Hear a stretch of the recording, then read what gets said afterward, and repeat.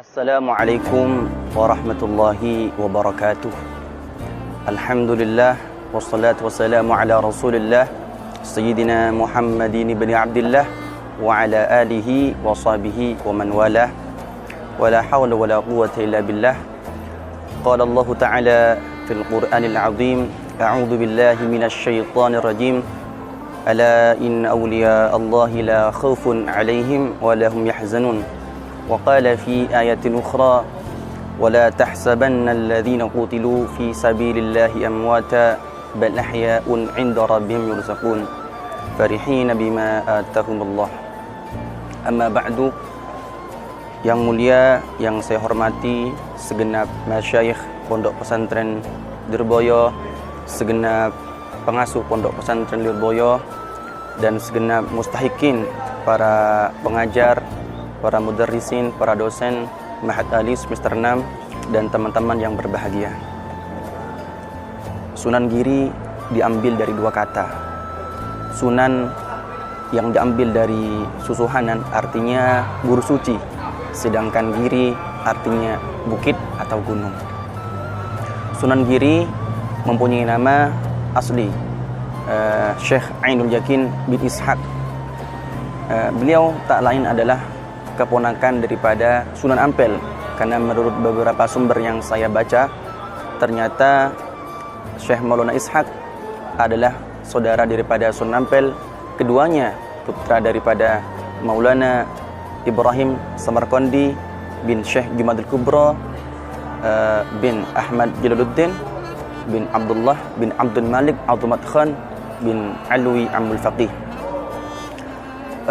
Ketika ibunda Sunan Giri itu hamil tua, ibunda beliau bernama Dewi Sekardadu, putri Prabu Menak Sembuyu Raja Belambangan.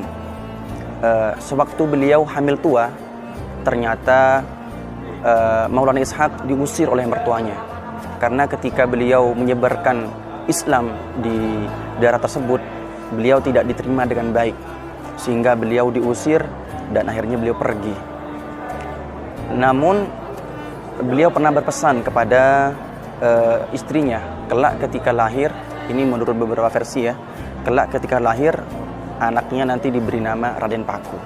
Kemudian beliau pergi dan akhirnya Dewi Sekardadu ini lahir ya. Namun tak lama kemudian beliau wafat. Kemudian di daerah tersebut atau di kerajaan mewabah penyakit yang dikira oleh Prabu tersebut ada kaitannya dengan bayi yang baru lahir, sehingga bayi tersebut diletakkan ke peti, kemudian dihanyutkan ke laut.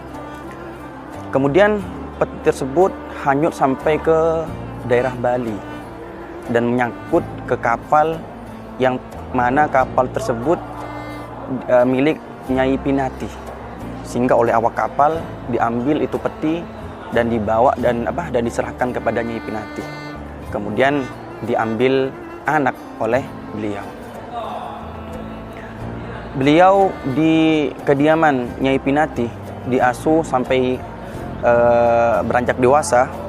Kemudian beliau dikirim ke Ampel Denta, ke Surabaya, untuk menimba ilmu kepada Sunan Ampel. Ketika berada di sana, ternyata Sunan Ampel kemudian tahu siapa sebenarnya beliau. Ternyata beliau adalah tak lain keponakan beliau. Sehingga beliau tahu ternyata beliau itu adalah Raden Paku, yaitu putra Maulana Ishaq. Ada yang dilupakan tadi, yaitu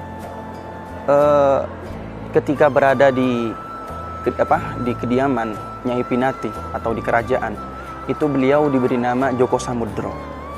Kenapa diberikan nama Joko Samudro? Karena beliau itu ditemukan di samudra atau di laut ya.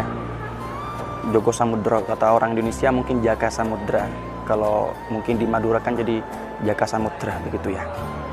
Nah, nyampe di Ampel, nama Jaka Samudra ini kemudian diganti dengan Raden Paku. Sunan Giri kemudian berniat untuk pergi haji bersama dengan Sunan Bonang, yaitu putra daripada Sunan Ampel. ketika beliau memulai perjalanan, ternyata ketika nyampe di Malaka, beliau bertemu dengan Maulana Ishaq yang merupakan ayahanda beliau. Atas perintah beliau, akhirnya beliau tidak melanjutkan perjalanan haji dan memilih untuk belajar di Jawa, karena menurut beliau, Maulana Ishaq, beliau itu lebih dibutuhkan di Jawa daripada berhaji. Kemudian selama bersama ayahnya, Sunan Giri ini mempelajari banyak sekali ilmu agama, terutama ilmu tasawuf. Ketika dirasa cukup, kemudian beliau disuruh kembali ke Jawa dan diberi bekal segumpal tanah dan 2 orang abdi dalam. Nah, tanah ini kemudian nanti oleh Sunan Giri dicari daerah mana yang tanahnya sama dengan tanah atau segumpal tanah yang di bawah beliau. Ternyata tanah tersebut sama dengan tanah yang berada di daerah Gresik sana, tepatnya di Giri, Kecamatan Kebomas.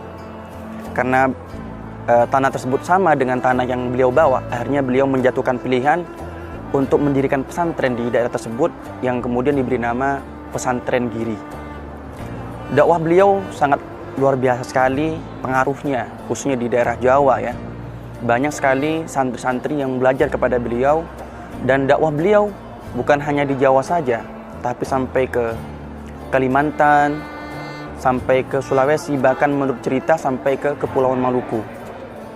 Di Madura sendiri, yaitu di daerah saya, bukan hanya dakwah beliau yang sampai ke daerah tersebut, melainkan banyak daripada keturunan beliau yang tersebar di daerah Madura, khususnya di Bangkalan. Itulah sedikit tentang Sunan Giri yang saya ketahui. Mungkin ada beberapa versi yang tidak sama ya, itu wajar sekali. Teman-teman, selamat menikmati perjalanan ziarah Anda bersama Maziyah. Dari saya, ada kurang lebihnya mohon maaf. Assalamualaikum warahmatullahi wabarakatuh.